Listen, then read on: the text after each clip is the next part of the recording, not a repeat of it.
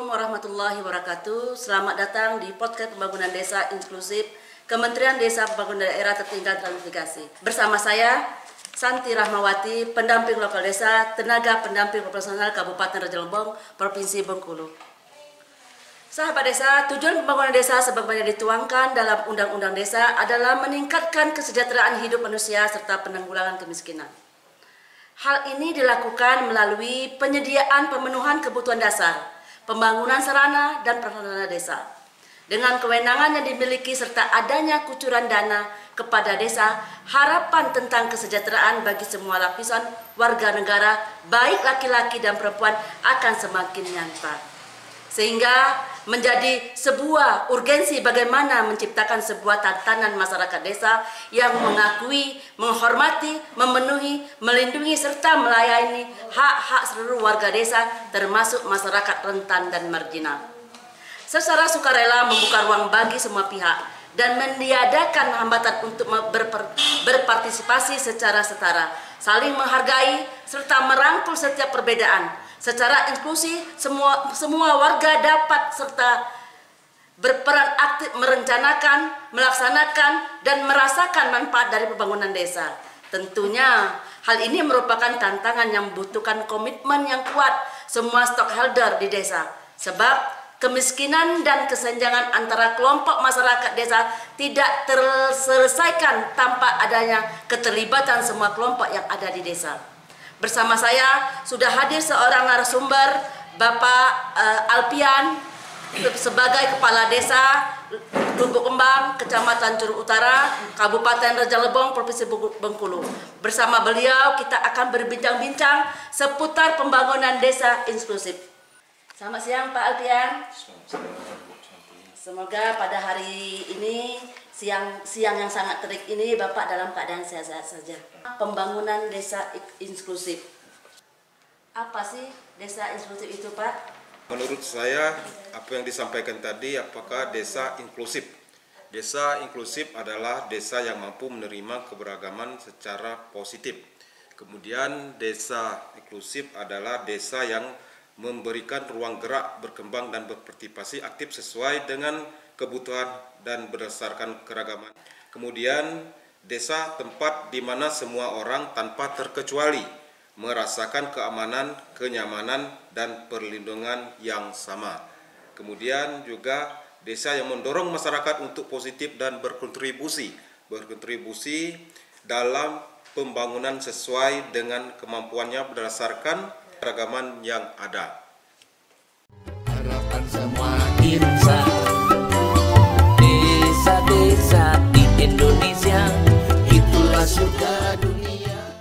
Baiklah Bapak Alpian, setelah Bapak paparkan tentang desa apa itu desa inklusif, tentunya di situ ada aspek-aspek apa saja. Baiklah, aspek-aspek pokok desa inklusif.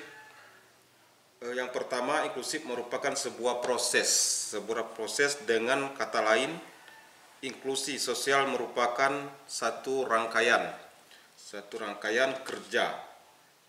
Penekanan atas proses ini yang penting yang pertama berguna sebagai penegasan bahwa inklusif sosial. Kemudian memang harus diupayakan, diperjuangkan. Kedua, penekanan pada proses mengindikasikan bahwa inklusi sosial merupakan proyek yang memerlukan perencanaan matang. Ialah peningkatan kemampuan serta martabat individu atau kelompok rentan. Aspek ini menegaskan bahwa arah inklusi sosial diprioritaskan bagi mereka yang rentan. Yang ketiga, menekankan peningkatan kondisi lingkungan, pengembangan kondisi objektif di mana individu atau kelompok rentan tersebut berada. Keempat, menekan pada partisipasi secara penuh, keterlibatan individu atau kelompok rentan dalam seluruh sektor kehidupan sosial desa. Oke Bapak Kepala Desa, mungkin dari aspek pokok inklusif sosial yang telah Bapak paparkan tadi, Di situ nanti ada beberapa manfaat desa inklusif. Bisa Bapak jelaskan? Baiklah Bu Santi, manfaat dari desa inklusif memiliki beberapa manfaat diantaranya. Meningkatkan layanan masyarakat secara inklusif, adil dan merata. Kemudian mendorong partisipasi aktif masyarakat dalam pembangunan desa sesuai dengan kebutuhan dan kekeragaman yang ada. Kemudian menciptakan lingkungan yang aman, nyaman, dan terlindungi bagi semua orang tanpa terkecuali. Mengurangi kesenjangan penerima manfaat pembangunan. Setelah Bapak memaparkan manfaat desa inklusif itu sendiri, di situ juga ada cara dan bagaimana cara mewujudkan pembangunan desa inklusif itu sendiri. Cara membuat desa inklusif meningkatkan kesadaran masyarakat tentang pentingnya inklusi dan keberagaman. Yang kedua, mendorong partisipasi aktif masyarakat dalam pembangunan desa sesuai dengan kebutuhan dan keragaman yang ada. Yang ketiga, menciptakan lingkungan yang aman, nyaman, dan terlindungi bagi semua orang tanpa terkecuali. Yang keempat, mengurangi kesenjangan penerima manfaat pembangunan. Yang kelima, membangun infrastruktur yang ramah disabilitas. Desa sudah untuk semua warga. Desa sudah. Baik sahabat desa, kita sudah sampai penghujung podcast.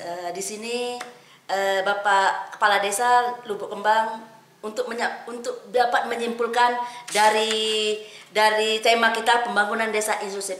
Baik Bu Santi, setelah beberapa lama pembicaraan kita tentang pembahasan yang kita bicarakan pembangunan desa inklusif, kesimpulan pembangunan desa inklusif akan terwujud ketika seluruh elemen masyarakat desa termasuk kelompok difabel dan kaum perempuan mempunyai peluang yang sama untuk terlibat dan berpartisipasi dalam membangun desa serta hidup secara layak dan bermartabat baik sebagai manusia maupun sebagai warga desa.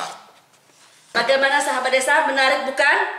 Semoga podcast ini dapat bermanfaat dalam mengembangkan gagasan-gagasan inovatif kreatif pembangunan desa inklusif.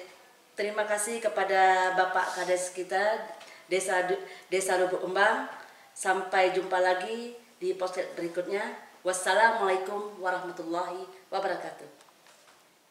Desa bisa. Desa bisa. Desa